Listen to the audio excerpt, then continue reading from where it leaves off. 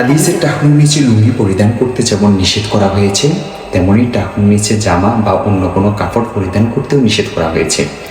হযরত ইবনে উমর রাদিয়াল্লাহু তাআলা আনহুমা থেকে বর্ণিত, রাসূল করিম সাল্লাল্লাহু আলাইহি ওয়াসাল্লাম বলেছেন, জামা, লুঙ্গি ও পাগড়ির কোনোটি যে ব্যক্তি অহংকার বশত টাকনুর নিচে পরিধান করবে, কিয়ামতের দিন আল্লাহ তাআলা তার প্রতি রহমতের দৃষ্টিতে তাকাবেন না। দেখতে পারেন সুনানে আবু দাউদ, হাদিস নং 4094। সুতরাং পুরুষগণ তাদের ফরিদেও কোনো কাপড়ে টাকনুর নিচে পরিধান করতে পারবে না।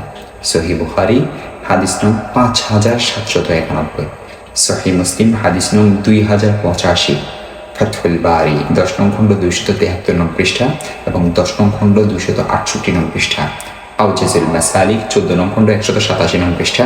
আরও দেখতে পারেন ইকমালুল মুআল্লিম 6 নং খণ্ড 598 নং পৃষ্ঠা।